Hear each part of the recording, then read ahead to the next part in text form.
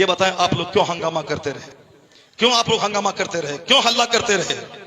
मैंने 1.5 से 2 घंटे की तकरीर की, आप लोग क्यों चिल्लाते रहे? क्यों आपने स्टेज को बदनाम किया? ये हजारों लोग बैठे हुए सब देख रहे हैं कि आप लोग बातचीत कर रहे हैं, मोबाइल चला रहे हैं। आप लोग इंजन हैं, आपको देख के वह पैरवी करते हैं। बस असद भाई आ जाएं, खड़े हो जाएं, नात पढ़ दें। यही है 2 घंटे जो मैंने शरीयत पेश किया, कुरान हदीस पढ़ा, उसका क्या हुआ?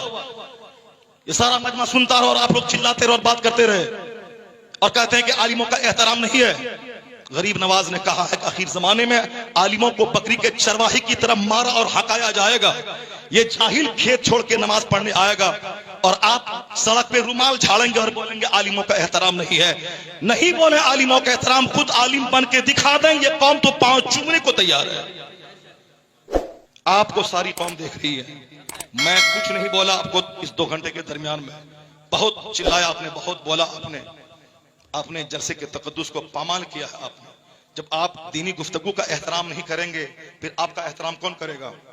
आप भी नात पढ़ने वाले को आप तरजीह देंगे, ये हदीस कुरान से ज्यादा ये कीमती आदमी है, तो फिर हदीस और कुरान बोलने वाला कोई नहीं रह जाएगा। फिर वही झाल बजाने वाला सब रहेगा। सब लोगों बोलेंगे कि जब गाना ही नात ही सुनना है तो नात बगैर कव्वाली के, बगैर मजामिर के क्यों सुने? वो मजामिर लाएगा और आपको भगा देगा। कव्वाली यहाँ होगी, कुछ दिन के बाद कव्वाली हटा दी जाएगी और बंबई से नाचने वाली लड़की आएगी, बोलेगा आप कव्वाली में मजा नहीं रहा, लड़की आएगी तब। इसीलिए उन दिनों से रोकने के लिए नात खानी 10% हो, 90% कुरान हदीस की बात होनी चाहिए। और तुमसे भी मैं कहता हूं कि सिर्फ नात सुन के अगर तुम भाग गया तो फिर तो ये काफिर तुम्हें मारेंगे, काटेंगे, नोचेंगे, तुम्हारी लाशों को गिराएंगे।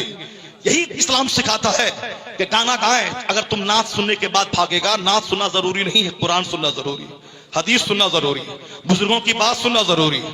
और जो जरूरी है उसको बोलेगा जल्दी से खत्म करें, जल्दी से असद भाई को लाएं, जल्दी से नात सुने, फिर वो होगा। यहाँ तकरीर नहीं होगी, बंबई से रंडी आएगी और नाचेगी, वो काम हो जाएगा। इसलिए बर वक्त उसको रोकना होगा, बंद करना होगा। पीलीभीत इलाके में यहाँ उर्स की मजलिस में शेख चिल्ली आया और वो तबला बजा के सिर्फ लतीफा सुना के हंसाता रहा। मैंने कहा इसके जिम्मेदार वो कॉमेडी बोलने वाला मौलवी है। जब तुम कॉमेडी बोलेगा तो पब्लिक तो बोलेगी तुझसे अच्छी कॉमेडी तो शेख चिल्ली करता है। इसीलिए शेख चिल्ली को बुलाया। जब तुम कुरान हदीस बोलेगा तो शेख चिल्ली नहीं आएंगे, कव्वाल नहीं आएंगे, पब्लिक भी सुनेगी। जो जरूरी है उसको जरूरी समझिए, जो गलत है उसको गलत समझिए। अल्लाह ताला जलसों